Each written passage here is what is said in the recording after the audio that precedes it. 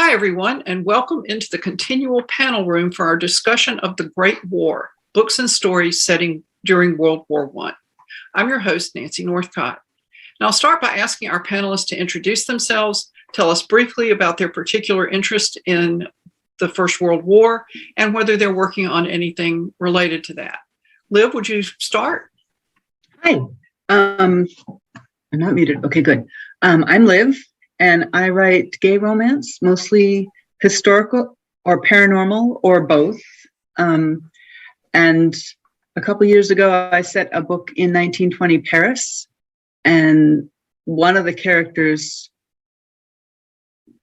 was a U.S. Army doctor who had served in France during the Great War, and his storyline led me to do a lot of research.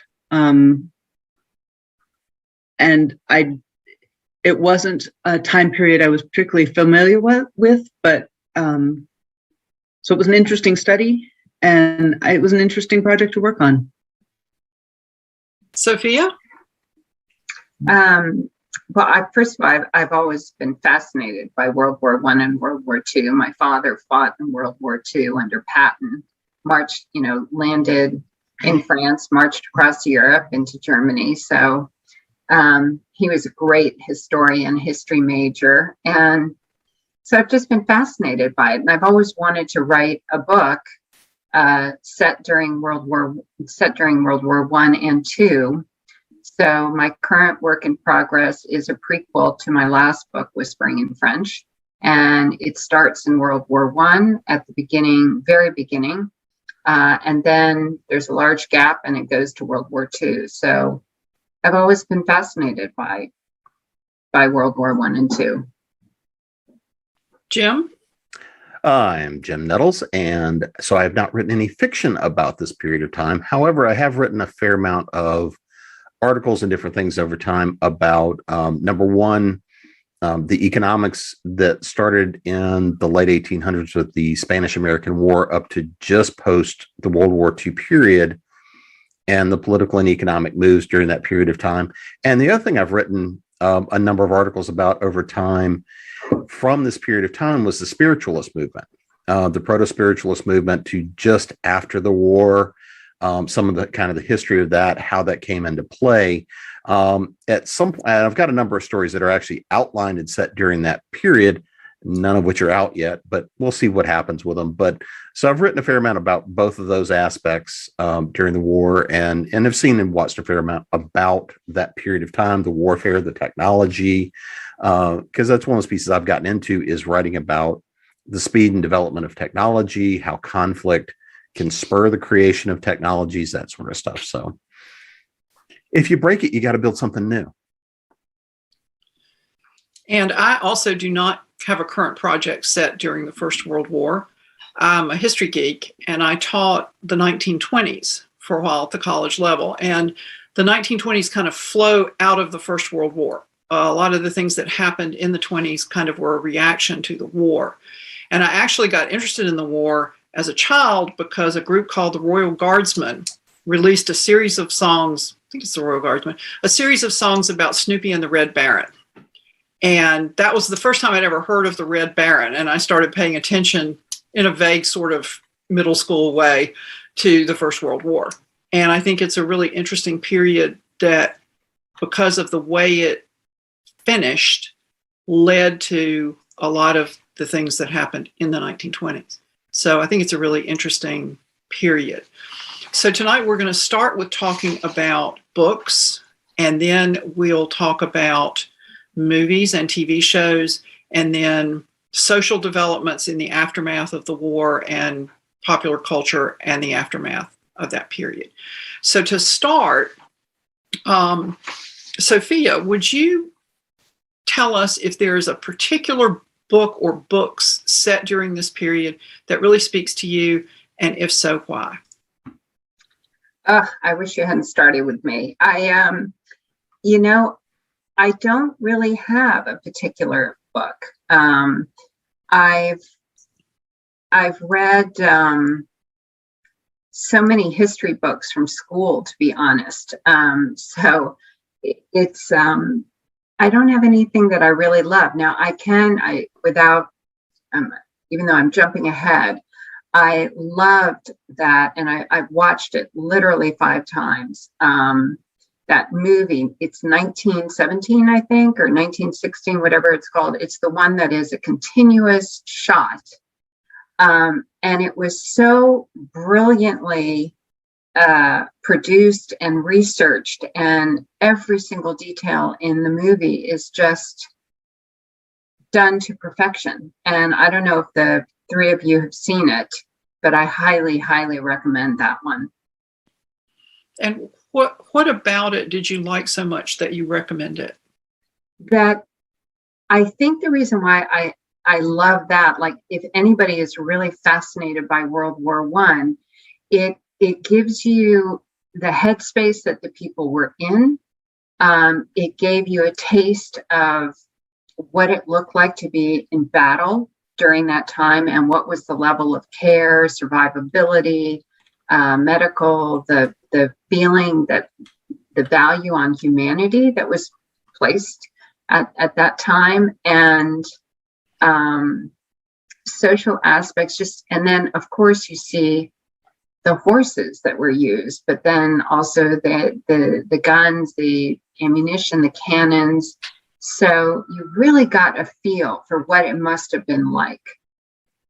And that's why I watched it 5 times, and literally 5 times, I think twice the first time and then 3 times another day. I was just fascinated.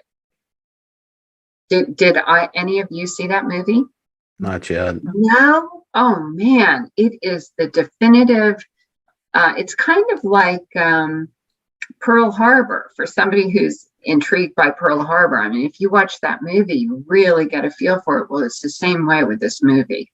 And what was fascinating is that they did it so that it appeared to be one long shot, no breaks. It was kind of like a 24-hour slice of the war, but they covered everything. So you got the intensity. You could never look away. I've never seen a movie quite like that before. Well, since we're on movies, why don't we just throw it open? Books, movies, TV shows, anything. Jim, you want to go next? Well, if we're talking about movies, I mean, one of the ones for me that I remember very well is Gallipoli. Talking about the Battle of Gallipoli, because I mean, that was that idea of the war in Turkey and seeing, really the Australians coming in fighting and everything else. That was one of the first movies I remember watching that you could look at historically from how war looked. That was not a great hero's picture in many ways. It was this is the World War I meat grinder. And if you look at kind of the history of warfare, World War I was that really crunch period between the end of we're just going to line up on both sides of the field and just shoot each other. And then whoever's got more people left over at the end of it wins, sort of battles, to where it became that was still the mentality, and digging into trench warfare and who can hide, but then also really perfecting some of the parts of gas warfare, mustard gas, so many of those things that were so corrosive, so destructive. And really, it was one of those things that we still see the scars of World War I throughout Europe today. But if I really look at it, the first film that was really meaningful to me out of that period would have been Gallipoli. And, from a book perspective, I am not the biggest Hemingway fan. I am really a fan of Hemingway, the person, because I think he's fascinating. Most of his writing doesn't do it for me, but a Farewell to Arms, because it has that look of the medic. It has that look of the battlefield from the other side. And being kind of so early in his work, it was you could see where he found identity in that without having the ego attached to it as much. A couple of years ago, we were down in Cuba and actually got to go to his house in Cuba. Oh. And so amongst the things that were sitting there, because I mean, it's just exactly like it was when he left in 59. I mean, the house is what it is. His uniforms are still hanging there, all the stuff that's there. And to see the resources and a lot of the things that he looked at and relied on throughout his writing career was fascinating to study him as the person.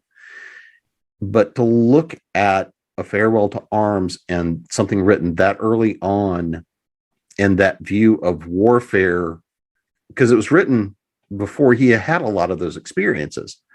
But I mean, when you look at him writing that story of warfare from that of the medic and having to go fight through the battlefields and looking at the other side of carnage, it wasn't about creating the body count. It was about how many people can you patch back together, and finding love and relationships in that environment was one of those really fascinating stories to me. And I remember reading that when I was probably 12 or 13 years old.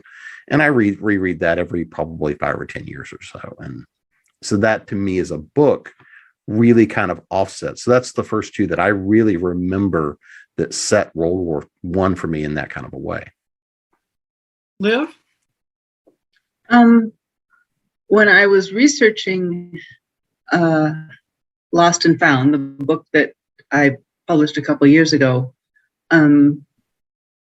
I read Hemmingway. I read A Movable Feast, because that was set in Paris in the 1920s. And I read the autobiography of Alice B. Toklas by Gertrude Stein that covered Paris towards the end of the book. It's discusses Paris during the war, but from a very much civilian perspective. And I think the thing that fascinates me about World War I is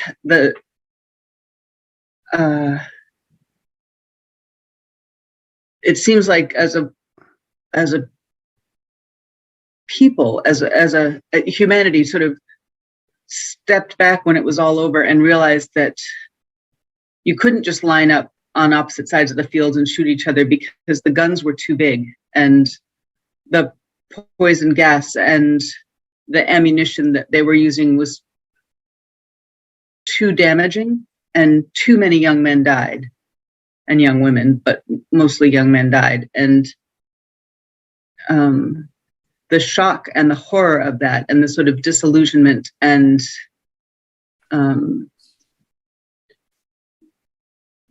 disconnect or I'm sorry, I'm not thinking of the word. I think it made a lot of, or framed a lot of people's thought processes in a way that previous wars maybe hadn't. Well, they did call it the Great War. Yes. They'd never called anything else that. There's a good book I read that talks about C.S. Lewis and Tolkien and compares their experiences during the Great War and how that went on to influence the stories that they created. I think it's even called The Great War. I'll look it up. But yeah, yeah, there's a couple of really good books that talk about the influence of World War I on C.S. Lewis and on J.R.R. Tolkien and on several other members of their little writing group there. Yeah. And how they processed out that trauma of just massive bloodshed. And I think, especially if you look at like the Two Towers. Mm-hmm. Well, there's a biography by John Garth called Tolkien and the Great War. And the subtitle is The Road to Middle Earth. And all but one or two of Tolkien's closest friends were killed on the first morning of the Battle of the Somme. They went out of the trenches and over the top, and that was it. For me, the first movie I saw about the First World War was Wings, which was the first Oscar winner for Best Picture. and it's a silent film, and it was the only silent film to win Best Picture, which was then called Best Production in 1929, until The Artist won in like 1980 or something like that. And the director, William Wellman, had flown with the Lafayette Flying Corps. The Lafayette Escadrille was a group of American pilots who volunteered to go over and fly for France during the war, before America entered the war. And it became so popular that lots of other people went over, and the French expanded it into the Lafayette Flying Corps. And Wellman won the Croix de Guerre for his flying during the war. So when he shot wings, he had a giant patch of Texas to turn into the Western Front. And it was based on some of the battles that he had participated in during the war. And it's about two young men from a small town who, because we have to have a complication, are both in love with the same girl. And they're played by Richard Arlen and Harold Buddy Rogers. And then the love interest is Clara Bow, who, for those of you who are not conversant with the 1920s, was known as the It Girl. She was the big name in the 1920s. And it was one of the earliest film roles for Gary Cooper. So it's a pretty stellar cast. And a lot of the flying was done by World War I veteran pilots. Wow. It is a really good movie. And it centers on the relationships of these people and the way the war affects them. And one of the things about it that's interesting to me is the relationship between the two young men, even though the Richard Arlen character is in love with the girl at home and she's in love with him, but they feel sorry for the Buddy Rogers character because he has a huge crush on her. Meanwhile, the Clara Bow character has a huge crush on the Buddy Rogers character, and she signs up to be an ambulance driver in France. And so that's kind of, you get that kind of mixture of characters. And then, of course, the crisis comes at the end when Buddy Rogers realizes that his relationship with the girl he thinks he loves is not what he kind of made it into in his head. But the flying sequences are amazing. And there's a shot of a tank going across no man's land, which for anyone who's not conversant with the First World War who's watching this, the area between the trench lines of the opposing forces was called no man's land because you get out of the trench and into it and you're a perfect target. And it was very, very difficult to cross, which is, of course, how Tolkien's friends were killed. And it's a good character movie. It's engaging. You sympathize with them, and the flying sequences are amazing.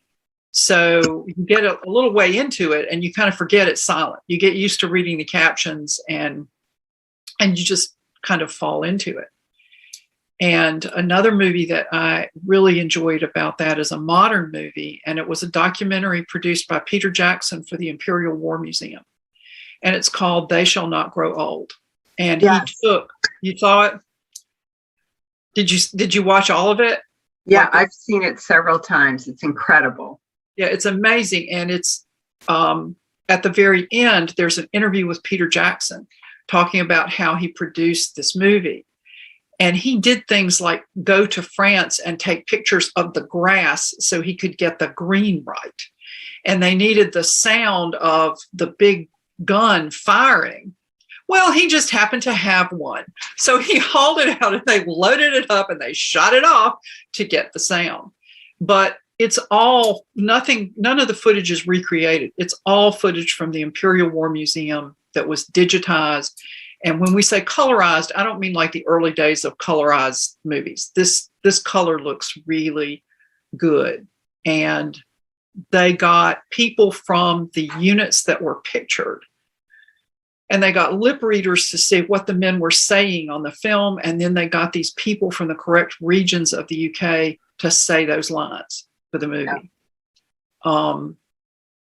At the end of the movie, there's a very long rendition of Mademoiselle from Parmentiers.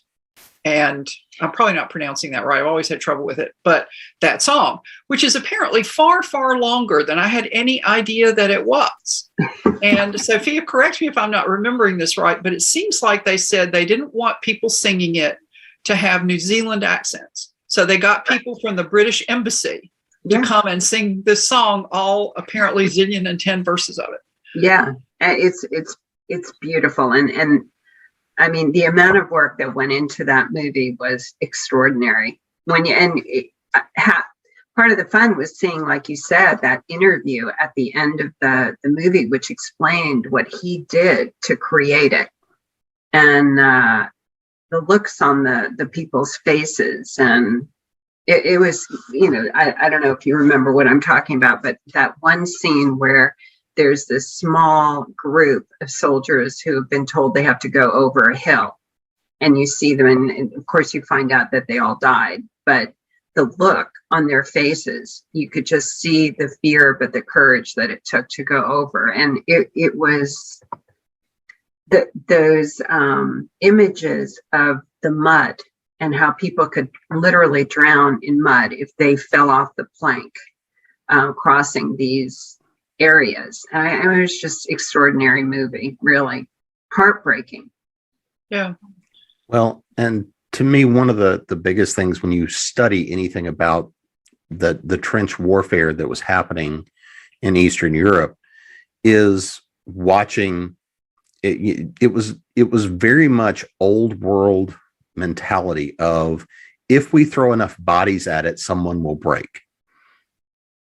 And it was one of those things to watch that mentality and just that mindset from a leadership, while a few people came, and that's where we see these real machines of war come through, that, tanks and aircraft and just some of these innovations where people are talking about, well, that'll never work with, somebody just taking a pistol up in their aircraft, a pistol and some hand grenades, and the devastating effect that something that simple could have in warfare at that period of time.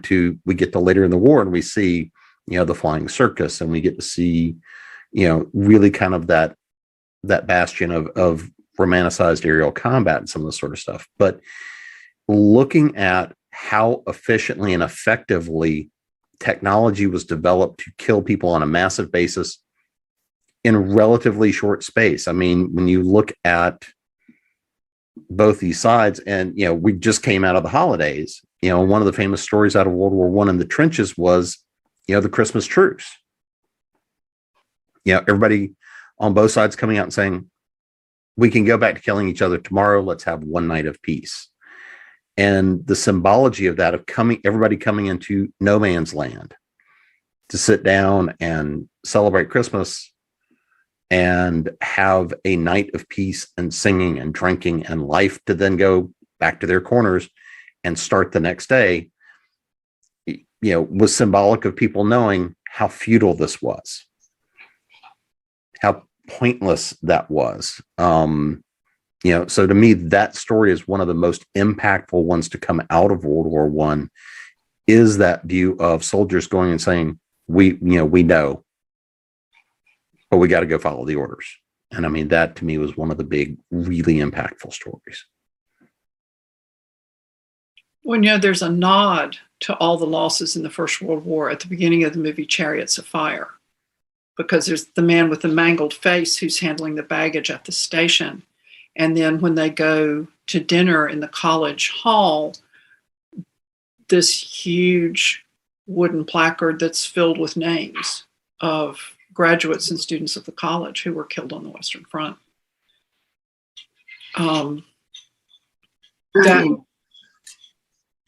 Was somebody going to say something?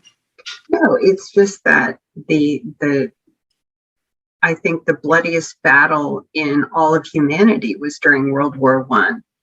I think it was the Battle of Verdun or the Somme, but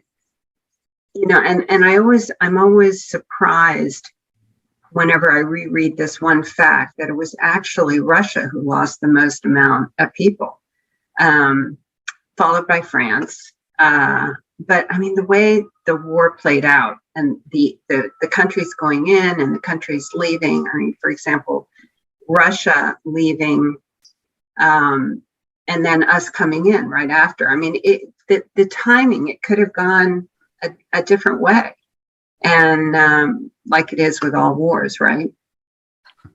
One of the stories I like best about the Americans coming in was, I think it was Pershing who marched his unit to the cemetery in Paris, to Lafayette's tomb, and said, "Lafayette, we are here." Yeah. Which is a wonderful, grand gesture. it seems a little less grand when you think of all the wrangling that took place on the home front. It's not like, oh, well, we decided to pay our debt to the Marquis de Lafayette, so we put a bunch of people on a ship and here we are. It wasn't quite that simple. When I learned about it in school, it kind of made it seem that simple, but really it wasn't. There was, as you all know, a lot of wrangling about whether this country should enter the war.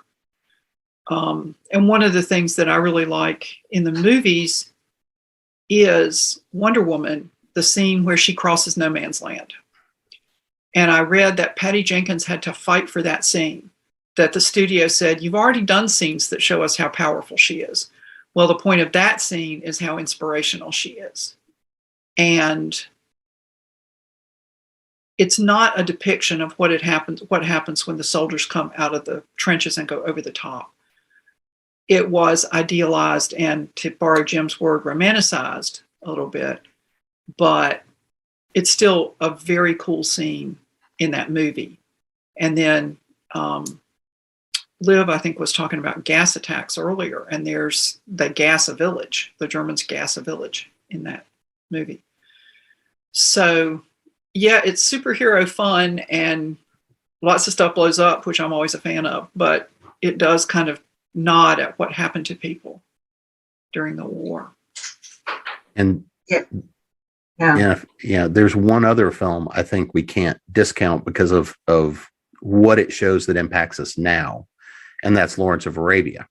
Again, romanticized, but if we look and if you understand everything that happened with T. Lawrence and in that region and the things that came out of World War I, that set up so much of where we are a century later. Yeah. Yeah. You know, there are also things that don't get much play in the popular media about the First World War. And when I was teaching the 20s, now bear in mind, I have an undergraduate degree in history, and one of my concentrations was American history. I knew almost nothing about the Harlem Hellfighters. I knew almost nothing, which was, I think, the 15th New York National Guard, which was an all-Black unit. And their band leader, James Reese Europe, made significant contributions to the development of jazz. And the conditions for them were much less repressive when they were in France than they were when they came back here. And it's kind of like the Tuskegee Airmen. They never got much play in popular culture until George Lucas made Red Tails. And then all of a sudden, everybody's like, oh, Tuskegee Airmen, that's who they are. It's kind of like people heard the name and they didn't know what it was. And I'd heard the name Harlem Hellfighters, but I figured it's a military unit from Harlem, duh. But when you pay attention to how this unit gets formed and what it did, they were really impressive. And they get overlooked all the time. Does anybody else? Yeah. What were you going to say? I was just going to ask if anybody else wanted to talk about anybody who's left out or add anything to what we've been talking about. So one thing that I really researched for my current book is not many people had talked about or wrote about what happened at the very start of World War I. And I mean, sure, before this, there were acts of terrorism and whatever, but what the Prussians did, it hasn't been well reported, and it's horrific. It's called the Rape of Belgium, and what they did is they came across the border, and everybody there, they weren't taking it too seriously, but unfortunately, what they do is they go into these beautiful villages and round up the people in the village square and line up the men on the banks of whatever river was nearby and shoot them and set the villages on fire and, rape and pillage the village and the women. And they did this all the way to France. And they said that the reason they did it was to terrify the people of France, to get them to capitulate quickly. And if you read the few volumes, historical volumes about it, it's unbelievable. It really is unbelievable what they did. And the other thing that, we all kind of hear about mustard gas. But it was truly horrific, and what it left the soldiers with after who survived. My great grandfather is French, and he had mustard gas poisoning. It affected him the rest of his life, and everybody said he was the angriest man they'd ever met. Before he went to war, he was the happiest man. So, I mean, we all talk about PTSD and whatever, but it was a unique thing. They'd never had mustard gas and gas before. So it was just a new brand of terrorism, World War I, what they were ushering in for World War II and other wars after it. Well, and the tank made its first appearance on the Western Front. Exactly. And I believe the flamethrower also did, but I'm not positive about that. So I think it was the first time it was widely used. I mean, yeah. Well, and Jim, this is kind of in your area of specialty, but didn't the idea of a military flying corps, wasn't that born out of the First World War? Well, I mean, that's really where the first corps came in. I mean, there was a lot of kind of slapback at the time about flying aircraft, period, because we had used balloons, observation balloons, even going back to, Napoleon. I mean, floating the balloon so you could see the battlefield and give commands. Well, the next thing was, the Wright brothers came out with these, rolling crates. Well, what are you planning to do with that? And it was, they were originally just going to be used for observers. And they were like, well, they're shooting at us, so we're going to carry up our pistols and we're going to carry up, some grenades that we can use on the battlefield. And the next thing was, well, if they can do that, we can do this. Well, can somebody mount a machine gun on it? Then you have to remember there's one harsh lesson you have to learn if you're going to mount a machine gun onto an aircraft. The bullets can't go through the propeller unless you put a timing chain on them. And there are a couple of really famous stories where they experimented with that in the air and not on the ground that did not work out so well. But if you look at some things that we would kind of regard as really radical innovations, I mean, machine guns and Gatling guns and things like that had been around since the mid 1800s. But really the idea of an air corps as a combat corps was formed and really hardened by World War I. But it started out as, okay, we've got these guys that are up in box carts that are basically giant targets. They were like, well, if we're going to get shot at, we may as well shoot back. I mean, it was almost that, hey, if we're crazy enough to do this, what else can we do with these things? And then the next thing became, they were really critical to the war effort. I mean, because there were times if you're going to go cross no man's land, you may or may not have had one of the few rare tanks that could maybe make it across without getting tangled up and stuck in the mud. But if you could fly across and drop a few hand grenades, that might make the difference in some people surviving to get across the battlefield or not, or telling you, yeah, that's not 2 trenches deep. That's not 3 trenches deep, or here's the observation post. The amount of information they could gather from these flying aircraft, yes, we've had a great mythology built up around those pilots of that time, but it's well deserved because, I mean, again, look at people like the Red Baron and the Flying Circus. Look at the other aces. The idea of the ace and shooting down other aircraft, and not to mention the fact you had a lot of the time these guys would crash, get out, walk away, go get in another plane and go fly back up in the air. That's a special kind of crazy. But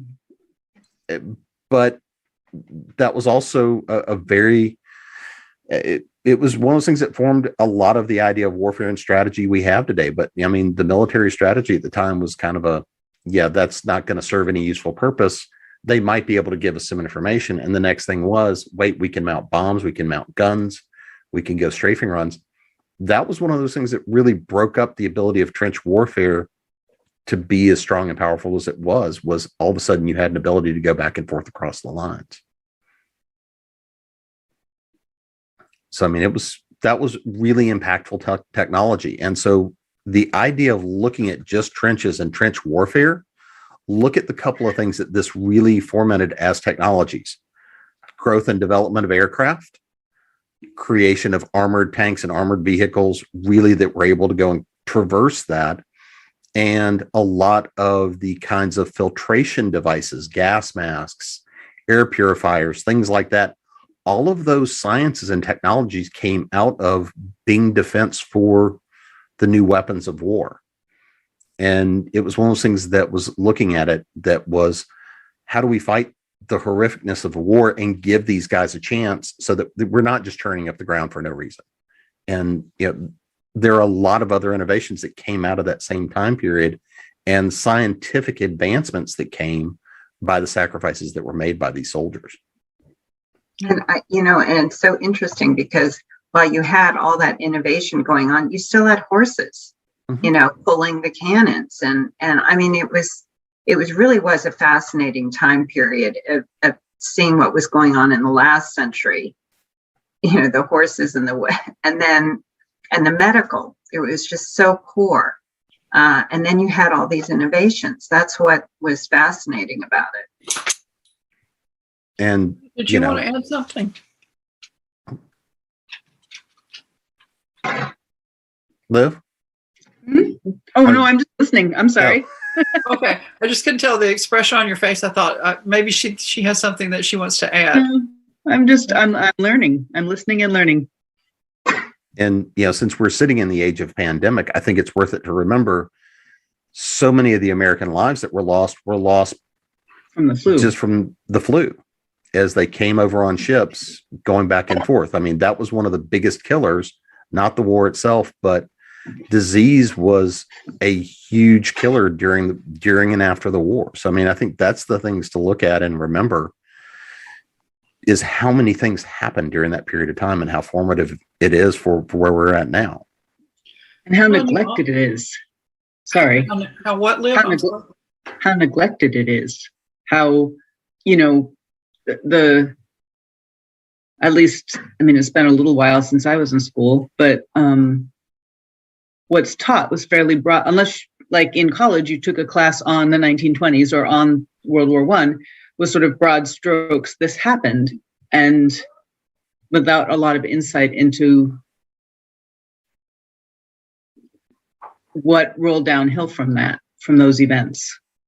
Well, we tend to be very American-centric in our studies and in our textbooks. And the United States got into the war so relatively late that I think textbook writers think, well, it wasn't really that important. When you're writing a survey text of the first half or the first 2/3 of the 20th century, well, this wasn't really that big in the development of our country, so we're just going to skip right over it and move on. And they don't talk about the tech that you all have been talking about or the human cost that you've been talking about. It was the First World War that saved the Marine Corps, because they were a branch of service that nobody knew what to do with. It's like, well, we've got the Navy. Why do we need soldiers on ships? And then the Marines shipped out to France and stopped the German advance at Belleau Wood and earned the nickname Devil Dogs. And so all of a sudden, nobody was saying, maybe we should just get rid of these guys. They proved that they could do something worth having people do it. But the war was a cataclysm. And we all, I think, acknowledged that as we moved into these topics. But then after the war, people have to come home and pick up their lives and deal with the losses. And what are some of the things that stand out to you, either in history or in books or movies, about the aftermath of the war? Sophia, you want to start? Well, I mean, so I already mentioned that the one thing, at least for my family, was there were so many men coming back to France, or they were in France, who they'd been mustard gassed, or they'd lose limbs, or the facial deformities and the limb loss, and it was catastrophic. I think there were about 9 million people died in World War I. I think 60 million fought. So the aftermath was, think about dealing with mostly men coming back home, 60 million men who fought, who probably all had PTSD, and seen all these people die.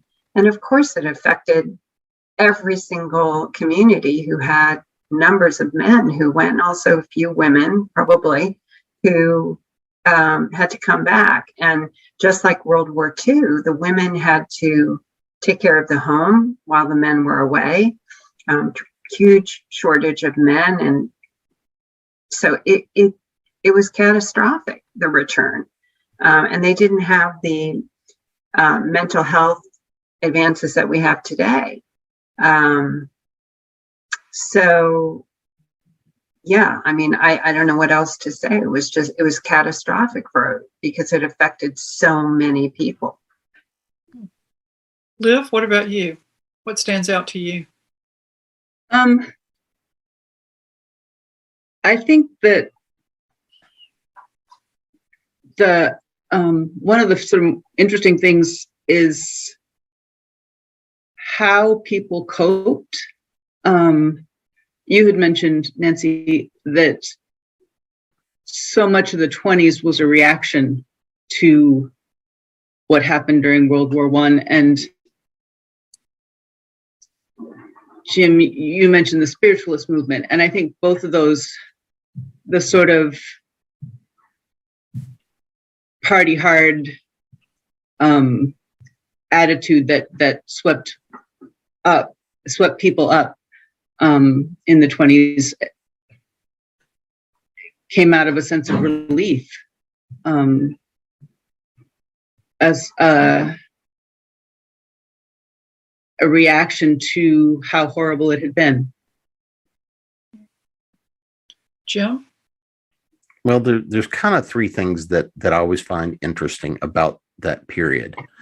The first of which is World War I is really what broke out the U.S., to go back to a U.S.-centric view for a minute, really broke the U.S. out of that very nationalistic and in a lot of ways very isolationist role. I mean, we had connections to Europe and whatnot, but they were still very tenuous. I mean, we don't think about the fact that, the Spanish-American War had been 20 years prior. We don't think about the fact that our relationship with Britain still had some tenuousness to it. There had been there was still a lot of friction and animosity between the U.S. and Europe. And so really in a lot of ways, and the other fact is that the U.S. was still very much an expanding, very open country at that point. People were still really moving west. But this was right after World War I was a massive move from rural areas into cities. It was a major spike in industrialization because, again, there's nothing to trigger manufacturing like war. If you're going to break stuff, you got to go build stuff. So, I mean, I think that was the first big thing is we saw that first potential leap into being an economic giant because of having to make stuff for that short period of World War I. Had the U.S. entered earlier, obviously the cost would have been higher, but it would have actually ramped up that manufacturing base much more. And we would have seen some of that movement earlier. I think the second part of what we saw was as people moved into cities and we started to see some of the urban centers growing, obviously, again, that goes back to some of that economic power. But we also start to see a lot more within those cities, very ethnic neighborhoods forming. We start to see a lot of that kind of socialization. And I think the third kind of biggest thing that we see is, going back to that idea of the spiritualist movement, this was a very, in many ways was a very bohemian period. There was a lot of questioning of religion and faith. During the war, you had people, because you didn't have immediate communication like we do today. You had mediums that were setting up business to go and tell people, your son's alive, your son's dead. Between the flu and the war and everything else that was going on, you saw a lot of spirit communication coming out of that. You saw a lot of things like the Fox sisters and things like that happen. And it grew up side by side with vaudeville and theater. And when we look at those things of how entertainment and spirituality and all these technologies kind of came together, one of my favorite quotes is, history, we don't repeat history, but it often echoes. If we go look 100 years ago, sitting in an age where conflict, pandemic, technological innovation, and the changes all of that caused in society, that created this bubble of people going and saying, we survived war, we survived disease, we've got all of these new innovations in toys, we've got electricity was really becoming very prevalent in homes. You were starting to get a level of comfort from all of these technologies that people had not had before. I mean, if you go back 20 years prior, a few cities had electricity. You had the City of Lights and stuff with the World's Fair, but really this was that first major advent of technological comforts kind of coming into play. So I think all of those things came into play to really set up what we would consider modern life. And, there's a lot of the characters that came out of that, if we look at Sir Arthur Conan Doyle, we look at Harry, Houdini, we look at the performers and how things seemed much larger than life, movies and silent film. There was just a lot that came out all at one time that gives us so much now. So, I mean, to me, that's the stuff that makes that period fascinating, is you had this burst of energy, this burst of creativity, and this burst of people looking at what had been societal norms and going and saying, maybe there's a different way. I think it kind of, like, to sort of tack onto that, I think it kind of reframed where God was in the cosmos for a lot of people, where the role religion played. And I think there was a lot of disillusionment with what is the point of all of this violence? What is the point of all of this horror? And I think we're still sort of grappling with that. Well, and what Jim was saying about manufacturing, that contributed to the decline of the farms in the 1920s, because you have this big demand for cotton, food for the troops. People ramped up their production and sometimes took out loans and mortgages to do that. And then when the war was over, the demand vanished almost instantly. And so the 1920s are kind of a dichotomy of, we survived, it's great, we're going to party, while the farms quietly slid downhill toward the Depression. And interestingly about movies, one reason the American film industry took off after the war in comparison to the film industry in Europe is that the chemical that you use to finish or set film is also a component of gunpowder. And so the supplies in Europe were used for the war, and we still had the supplies here, which I thought was an interesting and odd little factoid just out of nowhere.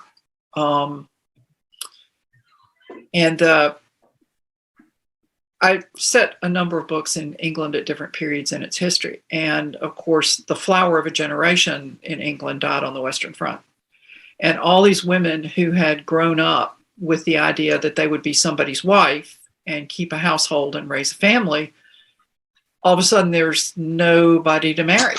There are many, many fewer people. And the historian Juliet Nicholson wrote a book called The Great Silence about the period between 1918 and 1920, when British women were figuring out kind of how to chart a new direction for their lives. I have the book. I haven't read it. I've read another book of hers about the changes in around 1910, 1911, and liked that a lot. So I anticipate liking this one, but I haven't read it yet. And the technology of the period, as we come into the end of the war, mass printing became popular. And the people who had produced what we might call propaganda for the war turned their talents to advertising. And so the advertising industry and the consumer culture exploded after the war. when people were putting their talents in a new direction. And I have a note here about something I wanted to say, and I can't read it. So I don't know what that was exactly. But there's a movie it's kind of a different performance for Hugh Grant. It's called The Englishman Who Went Up a Hill and Came Down a Mountain. Yeah. And he is working for the Ordnance Survey people in England after the war. He's a veteran. And he comes to this little town in Wales, and they're very proud of their mountain in this town. It's important to their identity as a community. And he and his surveyor measure it, and it doesn't meet the newly established standard for a mountain. He's going to downgrade it to a hill. And people kind of go berserk about that. And so they start coming up with all these delaying tactics to keep Hugh Grant's character from leaving the town. And at night, the townspeople take big buckets of dirt up to the top of the hill and tamp it down. They literally raise the top of their hill to make it a mountain. And the thing that really makes it relevant to the First World War is that one of the characters, who's played by Ian Hart, who went on to play Professor Quirrell in the Harry Potter movies, played a local villager who had shell shock, which is, we've been talking about PTSD. That's what they called it back then. They called it shell shock. And he's up there carrying dirt up the hill one night, and it's a thunderstorm. And the thunderstorm triggers his memories of the battlefield. And the movie in general is a gentle comedy, but that part of it is really a very moving and very serious look at how people came out of the war. We bought it. We liked it enough that we bought it, and we watch it every now and again. So if you come up on the aftermath of the war and the changes that took place, you also have American women who volunteered to go to the Western Front as nurses. There's a book about them called Into the Breach. And so it's the classic problem that we had after World War II.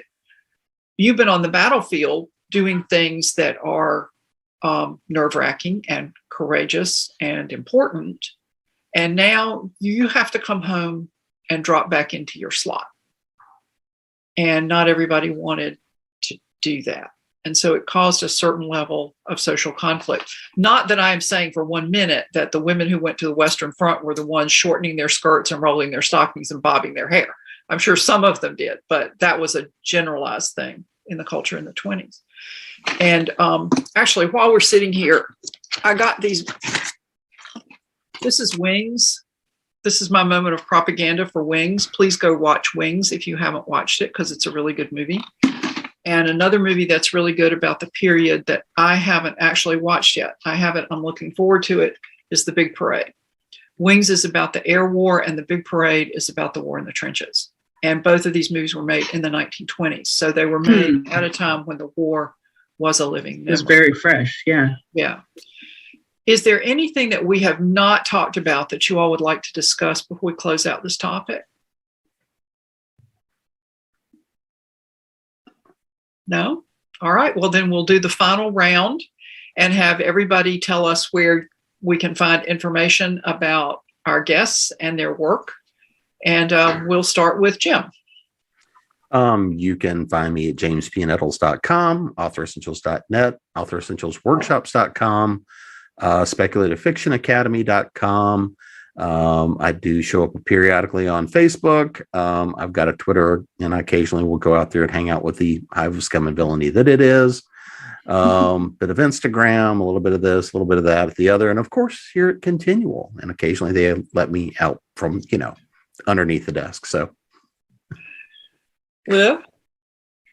Hi, I am at livrancourt.com and on most social media as some variation of either liv.rancourt or Liv Rancourt or something like that. Most of your social media. I'm okay. I'm blanking on the word. Well, if you remember it, we'll come back to you. Okay. Sophia?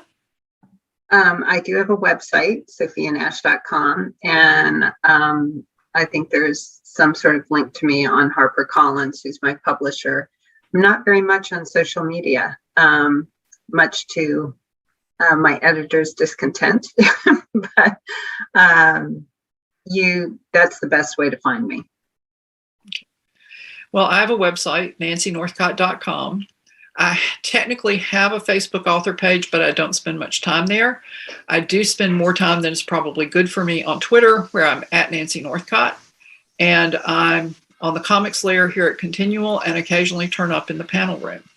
So I'd like to thank everybody for joining us today for this discussion, and thank everyone who's watching.